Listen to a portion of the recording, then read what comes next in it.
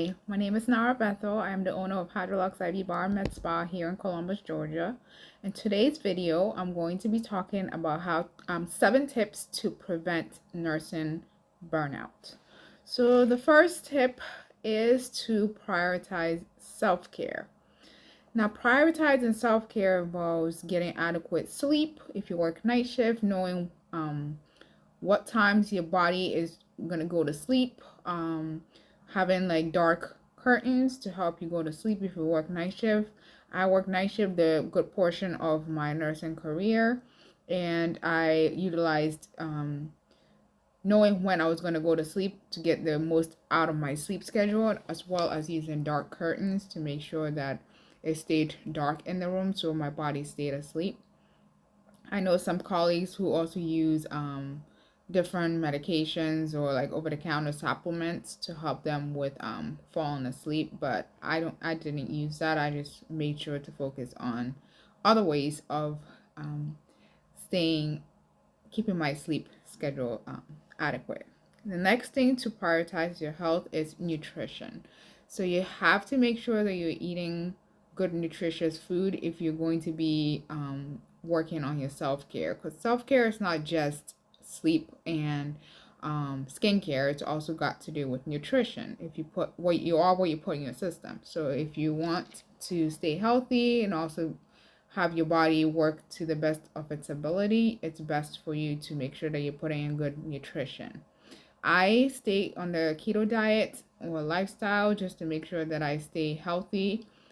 Keto has been known to help manage disease, prevent disease, and make sure to keep your weight as well. So that's what I usually that's what I do to make sure that I am keeping my nutrition and my weight in check, as well as my health. Next thing you can do to prioritize your self-care is fitness. So for me, I do a lot of walking. I also do some running. I do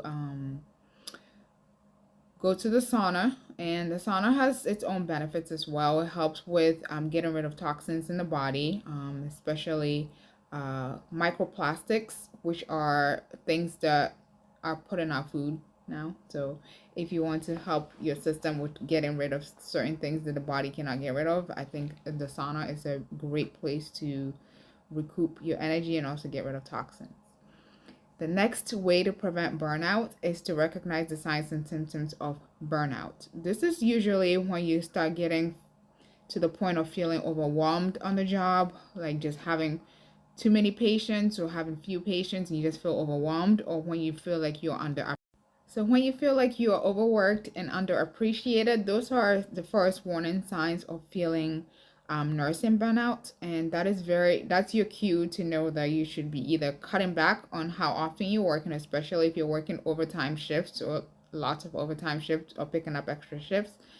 You should also look into either changing your specialty so that you can figure out if that is maybe the specialty that's causing you to feel burnout and not so much nursing itself. Nursing is a field where you can work in different settings, so do not let one position stop you from wanting to go in and do another thing in nursing. It's always a fun experience. You should always look at it as a learning opportunity and not so much, oh my God, this is new for me, so I don't know how I feel about it. So make sure that you recognize the signs and symptoms of burnout for you. Next is to manage stress. So everybody manages stress differently. Some people eat, some people don't eat when they're stressed, some people do different things when they're stressed. For me, when I am stressed, I do not eat. So you just have to recognize what the signs and symptoms of stress is for you and how to manage it. So if you feel like you're overwhelmed, just take a break, 30 minutes, an hour, do something else that you enjoy.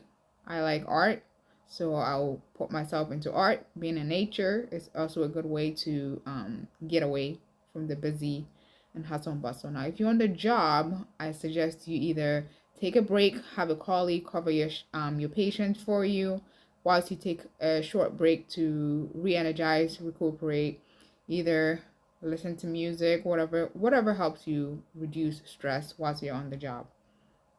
The next thing to prevent nursing breakout, number 4, is to set boundaries. Now, we all know as working as nurses, we get a lot of work placed on us as nurses, and we have to just manage our workload. So if you feel like your workload is too much for you, you need to go in and speak to your nurse manager and ask them to either decrease your workload. Just be honest with them about what's going on so that you can be a better nurse, and also for them to be able to keep staff. Also, it's best if you try to avoid working too much, or taking on too much on the job. So if you feel like you're putting on too much or accepting too much work that you can handle, just make sure that you let someone know so that they can reduce your workload for you. Number 5, engage in continuous learning. So if you engage in continual learning, it helps boost your confidence, as well as it helps with job satisfaction, because you become an expert in your nursing specialty. So for emergency room nursing, which is what I am, we have the certification, which will help you become an expert and build your confidence in your nursing career. As well, also helps with advancing yourself in your career, because you can either move to charge nurse, nurse leader, nurse manager, going up the ladder. Another way, number 6, to prevent nursing burnout is to take breaks. So this is either breaks on the job or to take a break from work. If you have PTO, I suggest you use some PTO to take either a week off every month or some days off every month, just to make sure that you're not reaching the point of burnout. The final step is to reflect on your purpose in becoming a nurse.